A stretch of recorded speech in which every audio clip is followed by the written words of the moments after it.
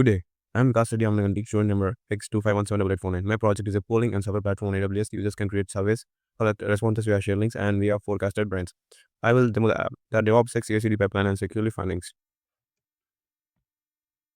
Traditional survey tools need heavy infrastructure and lack built-in security. I built a platform with multiple questions, question types, shareable links, and linear regression forecasting. The full lifecycle is automated through GitHub Actions with 7 security tools. The backend is Spring Boot 3.2.5 with Java 17, Spring Security with JVT with Auth. The frontend is React Native with White and Tailwind CSS on CloudFront. PostgreSQL and AWS RDS holds 7 tables. Surveys support multiple choice like SQL and OpenText. Extra features include response, forecasting, and dashboard analytics. 7 tools for 4 domains. SESC uses Workbench with find check bugs and ESL lines. SEA uses Gripe, Trivy with Swarm, and NPM audit. GitLeaks handles secret detection. Jacoco enforces 70% coverage, both pipeline deploy and run smoke tests. Spotbugs flagged 12 false positives from Lombok code, so excursion filters were needed. Running both Guide and Trivy helped because Trivy caught CVs and grape missed. Next steps would be Docker, OAuth, SapZap, and Terraform.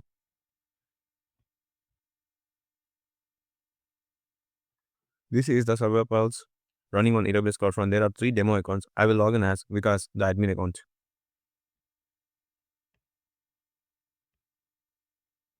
This is a dashboard shows summary cards for surveys, total responses, and completion rate. The bar charts down responses per survey, and the pie chart shows question type distribution. Survey page lists all surveys with the status, question code, and response count.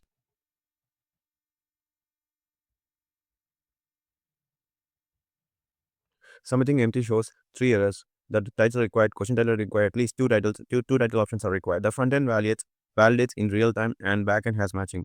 Jakarta bean validation as a second layer. To fill these fields,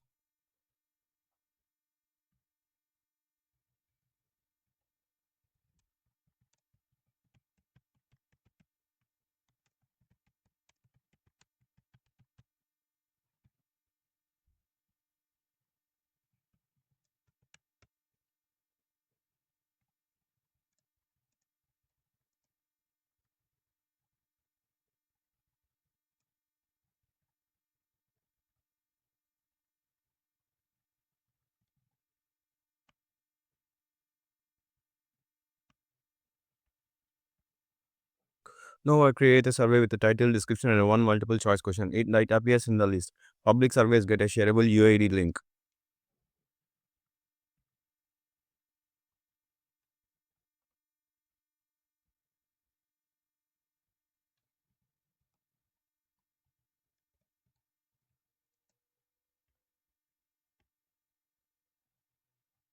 I edit the title to update a demo poll. The code request updates the backend in the list and refreshes. Deleting shows a confirmation dialog to prevent mistakes. The completes all 4 CRUD operations: create, read, update, and delete.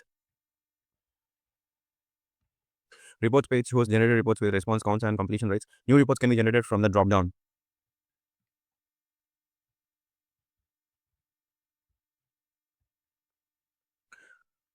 Forecasting uses linear regression for Apache Common Math. The chart shows the actual versus predicted responses within a 7-day projection. Profile page shows the username, email, role, and a change password section. I am logged in as an admin.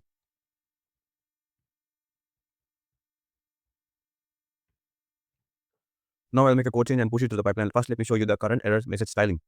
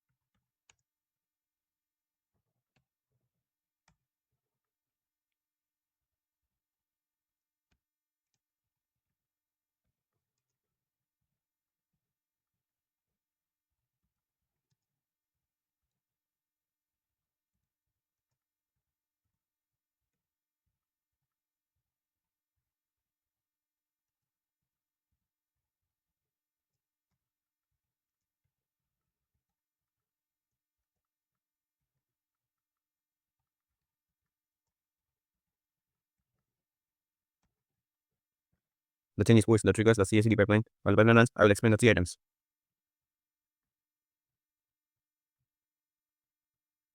This is how I achieve the item 1. The CI/CD uses the GitHub Actions with two independent pipelines. Let me show the both pipelines. This is how I achieve the CI/CD pipeline GitHub Actions with two independent pipelines. Let me show the pipelines.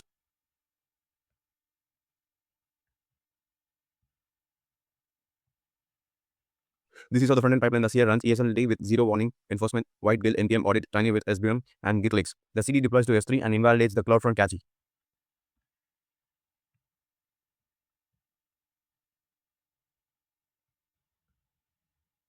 This is the backend pipeline. The CI runs the Maven, build and test with the Jacoco at 70%, so Spotbug with the find check bugs, PM in the grep and the pay with the SBM and the git leaks. The CD copies the jar to EC2, restarts the service, and runs a smoke test.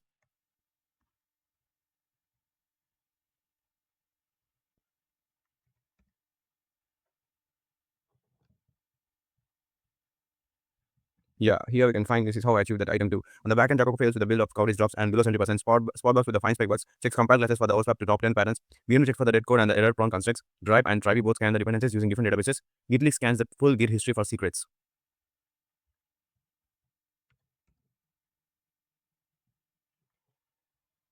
Yeah. On the front end, ESLint enforces zero warnings and security rules like enable, NPM audit checks the dependency tree and the Tribe generates a client dogs bomb. So the transparency provides a complete inventory of all components of their versions. This is how I achieve the item 3. I have 3 static analysis findings and 3 vulnerability findings.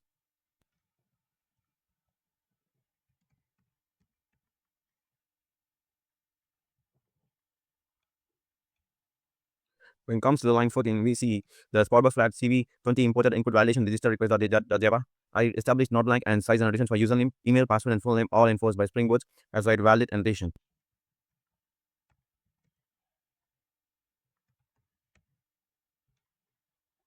Here comes when in line 22, we see the PMD flag information leakage to the exception stack traces with a handler. Spring Boot returns to the full stack trace to the client. The resolution here is a global extension handler with a REST control advice and 10 handlers. The catch all returns a generic message, no stack trace reaches the client.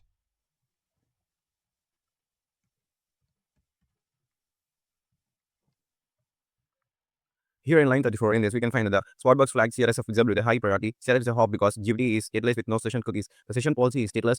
The authorization rules are defined for each endpoint, and GVT auth filter validates tokens on every request.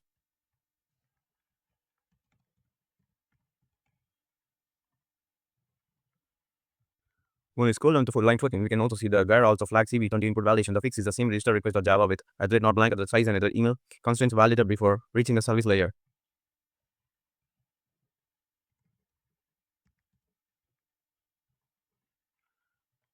In this, we can find the TrueD flag CVE916 weak password hashing. Weak hashing is the MD5 is available to be brute force attacks. I established a bycrypt encoder in the security config where it is built in a salt and adaptive work factor.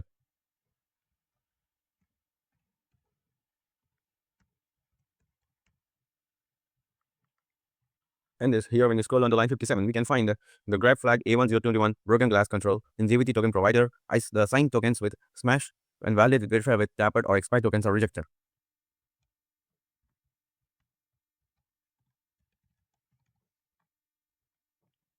Here in the line 52, we can find the auth service password encoder encode hashes every password before storing it.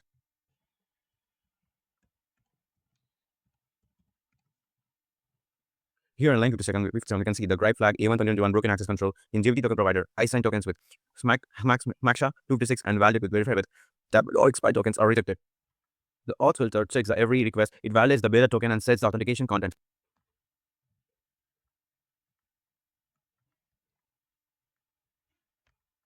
Yeah, now we can see the pipeline has completed. The validation errors now showing orange instead of red, confirming a full CI/CD flow from code change to production. To summarize, Spotbox flag 12 false positives from Lombok code, so selective exclusive filters were needed to keep the tool useful. Running both grep and Tribe paid off. Tribe caught, CV is the grep missed, the zero warming ASLint policy, Jacoco coverage, gate stop, bad code before production. The next steps will be Docker, OWASP, Zap for dynamic testing, Terraform for infrastructure as code, and SonarQube for quality metrics. Thank you for watching.